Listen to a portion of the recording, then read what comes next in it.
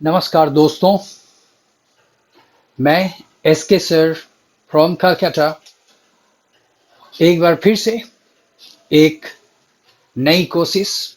और ये कोशिश बहुत ही ज़रूरी है और ये वीडियो समर्पित है उन सारे स्टूडेंट्स को जो बहुत ही मेहनत करते हैं, बहुत ही कोशिश करते हैं, लेकिन कहीं ना कहीं थोड़ी बहुत कमजोरी, लापरवाही के वजह से उन्हें आजीवन बैड हैंडराइटिंग का गुलाम बन जाना पड़ता है, गंदी हैंडराइटिंग का गुलाम बन जाना पड़ता है। और इसीलिए आज का टॉपिक है important tips on smart handwriting. बिल्कुल सही। अगर कुछ सावधानियां, कुछ हल्के फुल्के नियम, कुछ टिप्स अगर आप फॉलो करते हैं तो नेचुरली आप देखेंगे कि आप बहुत अच्छा कर पाएंगे। इसलिए आपके सामने हाजिर है ये बहुत ही जरूरी, बहुत ही खास विषय। और इस वीडियो के थ्रू से हम लोग बात करेंगे अच्छे हैंडराइटिंग के ऊपर में। सभी खूबसूरत हैंडराइटिंग को पसंद करते हैं और इस कोशिश में हर स्तर पर गुड हैंडराइटिंग के लिए बहुत कोशिश होती है। घर में परिवार वाले, माता पिता, अभिभावक, स्कूल में टीचर्स, स्टूडेंट्स, पर्सनल लेवल पर बहुत कोशिश के बाद भी कई बार देखा जाता है रिजल्ट मन के मुताबिक नहीं होता है। तब वहां एक मायूसी होती है। हमारे भी देश में लोगों के बीच एक ऐसी मान्यता है कि खास उम्र तक अगर बच्चा अपने हैंडराइटिंग को डेवलप नहीं कर पाता है, अगर खूबसूरत नहीं कर पाता है, तो ये मान बैठते हैं सभी लोग कि उसकी हैंडराइटिंग कभी भी ठीक नहीं हो सकती, जो बिल्कुल गलत है। किसी के भी हैंडराइटिंग किसी भी उम्र में, किसी भी एज पर ठीक की जा सकती है, बशर्ते थोड़ी सी नियम, कानून, सावधानी बरती जाए। कुछ जो यहाँ आज टिप्स दिया जाएगा उसे फॉलो करते हैं तो निसंदेह आप एक बहुत ही उत्साहवर्धक नतीजा, एक बहुत ही बड़ी कामयाबी की तरफ आप आगे बढ़ सकते हैं। जैसा कि हम लोग गुड हैंडराइटिंग की बात करते हैं, यहाँ पर यह समझ लेना बहुत जरूरी है कि गुड हैंडराइटिंग एक बहुत ही खूबसूरत आर्ट है और इस आर्ट को कैलीग्राफी के नाम से जाना जाता है। बिल्कुल सही, कैलीग्राफी। सो सुंदर हैंडराइटिंग में लिखने की कला को कैलीग्राफी कहते हैं। और जब आप सुंदर हैंडराइटिंग में लिखने की कला को सीख जाते हैं तो आप कहलाते हैं कैलीग्राफर। बिल्कुल सही। Smart tips on beautiful handwriting. Beautiful handwriting, खूबसूरत हैंडराइटिंग यानी कैलीग्राफी। जब कैलीग्राफी की बात करते हैं तो ये बात सबसे पहले हम लोगों को याद रखनी चाहिए कि कुछ खास नियम कानून हमें पालन करना ही चाहिए। और इसलिए अगर हम बहुत ही कम समय में अपने हैंडराइटिंग को बहुत ऊंचाई तक पहुंचाना चाहते हैं, बहुत खास परिवर्तन, खूबसूरत बनाना चाहते हैं, तो कुछ टिप्स फॉलो करना है आपको। और टीचर्स भी हमारे ध्यान देते हैं बच्चों को स्कूल में, क्लासरूम में सुंदर हैंडराइटिंग के लिए थोड़ी सी उत्साह बच्चों में भरते हैं। देखेंगे बच्चे बहुत ही कम समय में अच्छा कर पाएंगे। पेरेंट्स भी घर पर इन नियमों को ध्यान देकर अपने बच्चों में सुधार ला सकते हैं। 100% गारंटी। पहला स्टेप, अगर आप अच्छी हैंडराइटिंग की बात करते हैं बच्चों के खूबसूरत हैंडराइटिंग के लिए, तो आपको पहले पैसेंस रखना पड़ेगा, धीरज रखना पड़ेगा। यानी कि टीचर्स के द्वारा भी स्कूल में, पेरेंट्स के द्वारा भी घर में थोड़ा इस बात का ध्यान दिया जाए कि बच्चे को पर्याप्त समय दिया जाए अपने हैंडराइटिंग के सुधार करने के लिए। जैसे आज अगर हम कैपिटल लेटर उसे देते हैं करने के लिए, तो ये प्रोसेस सिर्फ कैपिटल लेटर का ही चलना चाहिए 6-7 दिनों तक। फिर उसके बाद अगर हम स्मॉल लेटर की बात करते हैं तो इसके बाद सिर्फ स्मॉल लेटर आना चाहिए। ये नहीं कि एक ही साथ कैपिटल लेटर भी प्रैक्टिस करवा रहे हैं, स्मॉल लेटर भी प्रैक्टिस करवा रहे हैं। अल्टीमेटली देखते हैं कि बच्चा कुछ भी समझ नहीं पाता है। There is a total confusion. Step 2, बिल्कुल सही। खूबसूरत हैंडराइटिंग के लिए दूसरी कदम ये है कि जब आप कैलीग्राफी का की बात करते हैं, जब आप सुंदर हैंडराइटिंग की बात करते हैं और इस अप्रोच में बच्चे को सबसे पहले पूरी तरह से जानकारी कॉन्सेप्ट इंग्लिश अल्फाबेट की दी जाए। यानी बच्चों को बतलाया जाए कि इंग्लिश में ए टू जेड जो अल्फाबेट है, चार तरह से लिख सकते हैं इसे। दो प्रिंटिंग के लिए है, जिसमें कैपिटल लेटर और स्मॉल लेटर आता है। दो मैन्युस्क्रिप्ट के लिए है, जिसको हम कर्सिव राइटिंग के रूप में जानते हैं, कैपिटल लेटर वहां भी, स्मॉल लेटर। यानी प्रिंटिंग के लिए दो, और manuscript that is cursive writing वो दो। तो 2 + 2 4, यानी टोटल इंग्लिश में अल्फाबेट ए टू जेड लिखने के लिए कुल 4 तरीके हैं। इसका ज्ञान बच्चे को सबसे पहले शुरुआती स्तर पर देना बहुत ही जरूरी होता है। और आगे बढ़ते हैं अगले स्टेप के लिए, तीसरे स्टेप के तरफ। इस बात को ध्यान में रखना है कि हैंडराइटिंग सुधारा जा सकता है किसी भी एज पर। हम लोगों के बीच ऐसी अवधारणा बैठी हुई है कि कम उम्र या खास उम्र के बच्चे ही सुंदर हैंडराइटिंग के लिए कोशिश कर सकते हैं, जो बिल्कुल गलत है। किसी भी उम्र, वो 9 में हो, 10 में हो, 11, 12, ग्रेजुएशन, कहीं पर भी वो अप्रोच कर सकते हैं, कोशिश कर सकते हैं। और इसमें कोई संदेह नहीं कि महीने भर की कोशिश से ही वे अपने हैंडराइटिंग को शानदार खूबसूरत कर सकते हैं। इसलिए बच्चों में गलत फहमी फैलाना, उनके मन में ये बात बैठाना कि नहीं तुम नहीं सीख सकते हो, इस तरह के चीज बच्चों को निराश करते हैं, उन्हें कमजोर बनाते हैं। इस तरह की सोच बिल्कुल ही बच्चों में नहीं पनपने देना चाहिए। चलिए अगले स्टेप की तरफ में इस बात का ध्यान रखेंगे, अगर पेरेंट्स घर में बच्चों को करवा रहे हैं तो वहां पर ये लागू नहीं है।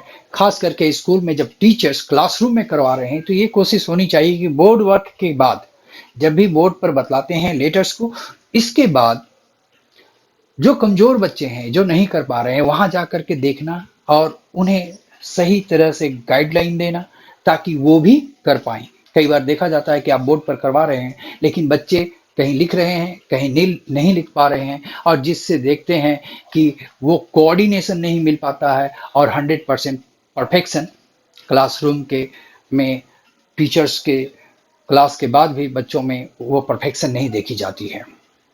चलिए अगले टिप्स की बात करते हैं। जब हम लिखने की कोशिश करते हैं, इस कोशिश में पांचवा स्टेप, इस बात को ख्याल रखें कि जब कोई बच्चा लिख रहा हो उसके लिए हार्ड प्लेन सरफेस हो, यानी कि पर्याप्त जगह हो। कई बार देखते हैं बैग है क्लासरूम में, बैग के ऊपर बच्चा अपना कॉपी रखा होता है या हैंडराइटिंग बुक रखा होता है और उस पर वो लिख रहा है, जिसके वजह से आप उसमें सुधार नहीं देख सकते हैं, क्योंकि वो कॉपी को बैलेंस ही नहीं बना पा रहा है। इसलिए इस बात का बहुत ध्यान रखा जाए कि जब हैंडराइटिंग की क्लास हो तो खास करके क्लास में या घर में भी कई बार माता पिता पिलोज या कुछ और ऐसे सॉफ्ट मटेरियल रख देते हैं जिस पर बच्चा लिखने के लिए कोशिश करता है। तो वहां इन सभी चीजों से बचनी चाहिए और पूरी तरह से हार्ड प्लेन सरफेस दिया जाए, जिस पर अच्छी तरह से बच्चे बैलेंस बना करके अपनी मेहनत के साथ हैंडराइटिंग में सुधार कर पाए। अगला स्टेप है स्टेप 6, यानी छठा कदम हमारा क्या होना चाहिए। सबसे पहले बच्चे को अच्छी क्वालिटी की पेंसिल, अच्छी क्वालिटी की इरेजर, शैर्पनर उपलब्ध करवाया जाए। कई बार बैड या पुअर क्वालिटी की पेंसिल, शैर्पनर, इरेजर, ये सारे चीज कोशिश को बहुत ही बदतर बना देती है। इसलिए इस जगह पेरेंट्स टीचर किसी भी तरह की समझौता ना करें और अच्छी क्वालिटी के पेंसिल, शैर्पनर, इरेजर, रबर जो भी है अच्छी क्वालिटी की होनी चाहिए, तभी हैंडराइटिंग सुधार की कोशिश में नया रंग देखने को मिलेगा। स्टेप 7 की बात करते हैं तो इस बात को हमेशा ध्यान दें कि हैंडराइटिंग की प्रैक्टिस करने के लिए या तो बच्चे को हैंडराइटिंग बुक दिया जाए या प्रैक्टिस उसकी होनी चाहिए 4 लाइन्ड कॉपी में, यानी 4 रेखाएं खींची हुई जो कॉपी होती है, उस हैंडराइटिंग कॉपी पर बच्चे की प्रैक्टिस होनी चाहिए। कई बार देखा जाता है कि प्लेन कॉपी, प्लेन पेज दे दिया जाता है और फिर कभी भी बच्चे में सुधार नहीं देख सकते हैं। स्कूल में भी अगर हम हैंडराइटिंग की क्लास ले रहे हैं, टीचर से निवेदन है कि वो पहले 4 लाइन बोर्ड पर बनाएं, 4 लाइन बोर्ड पर बनाएं और उसके बाद फिर आप कैपिटल लेटर, स्मॉल लेटर, जो भी आप सिखलाना चाहते हैं सिखलाएंगे। इससे ये फायदा होगा कि बच्चे बोर्ड को देखकर अपने कॉपी में रिलेट करेंगे और बहुत ही कम कोशिश में बच्चे आगे बढ़ जाएंगे।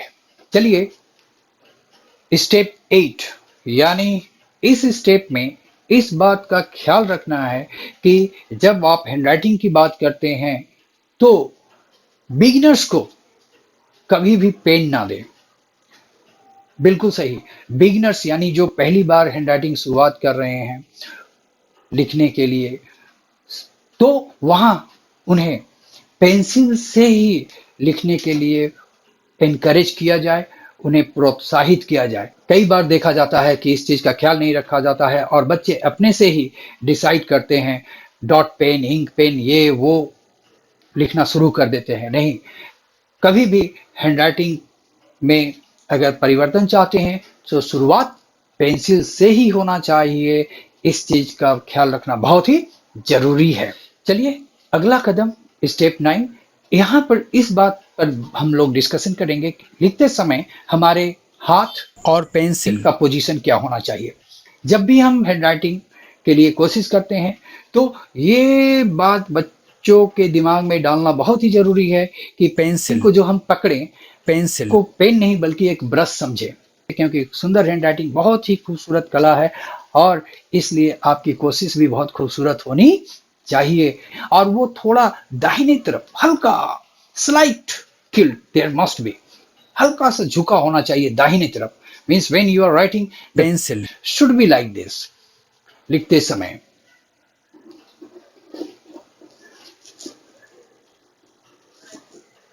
दाहिने तरफ झुका होना चाहिए, हल्का स्लाइट टिल्ट, थोड़ा सा झुका हुआ दाहिने तरफ।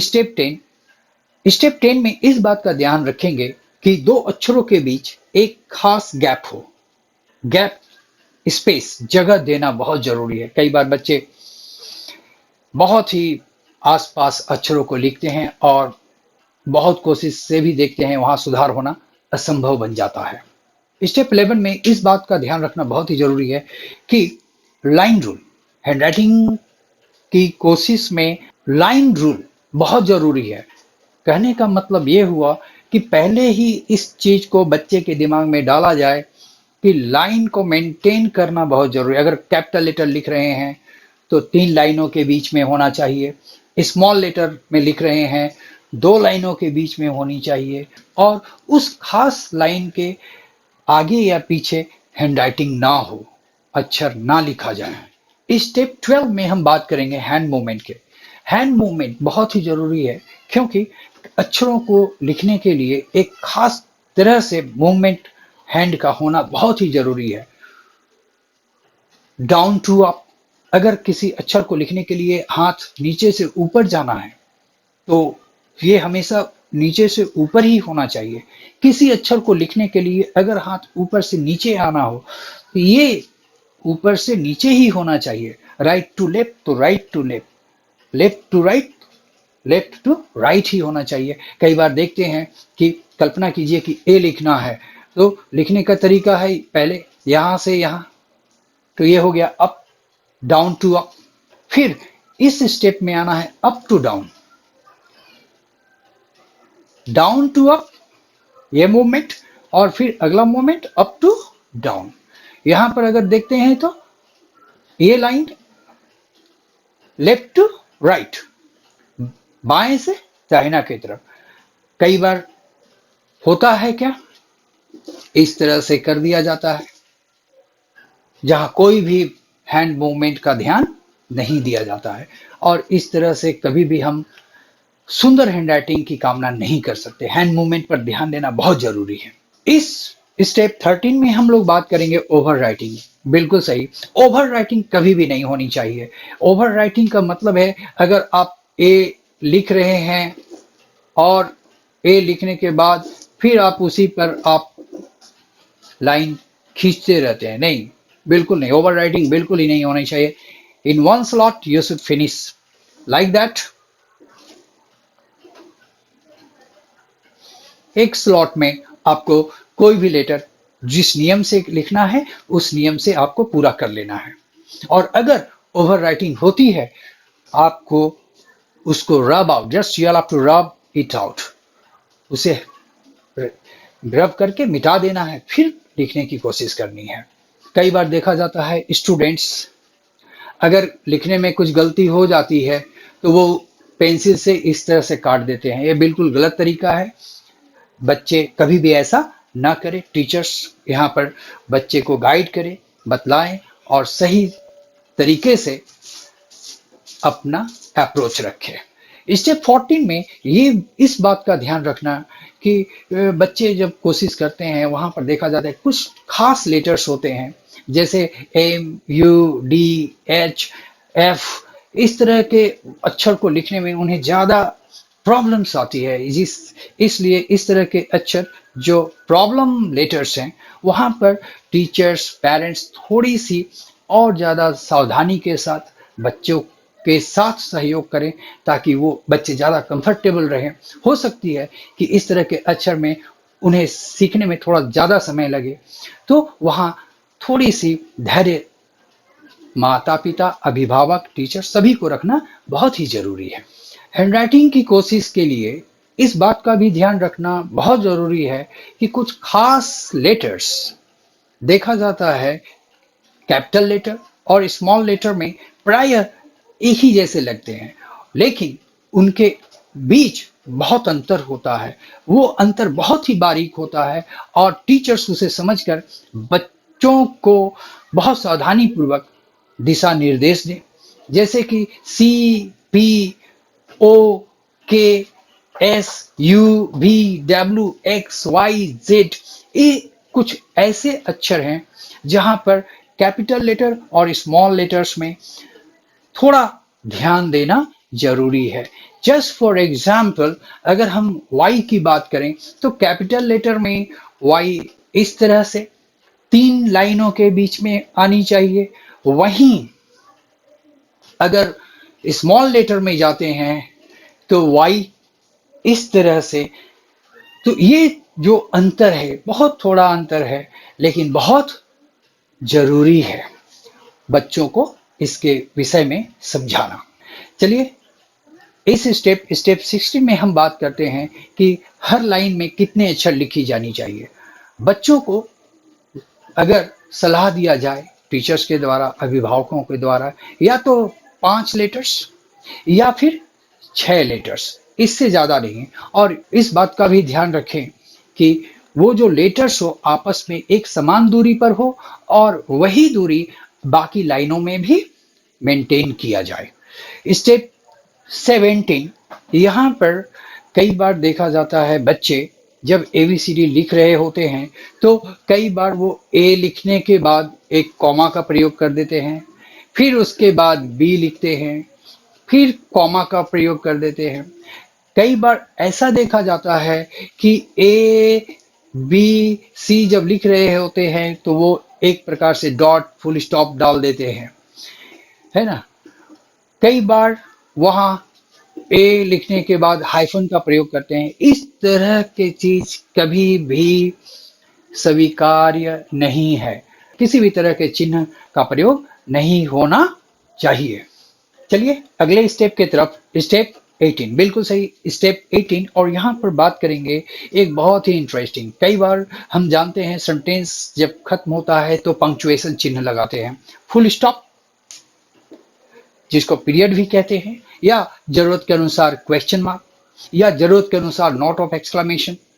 तो वाक्य अपने आप में संपूर्ण मीनिंग रखता है, जिसके वजह से हम इस तरह के पूर्ण विराम चिन्ह जैसे called sign of termination, meaning खत्म हुआ, इस वजह से इस तरह के चिन्ह लगाए जाते हैं। लेकिन ठीक इसके उलट कई बार students A B C D लिख करके ए टू जेड जब लिख देते हैं, लास्ट में वो फुल स्टॉप इस तरह से दे देते हैं।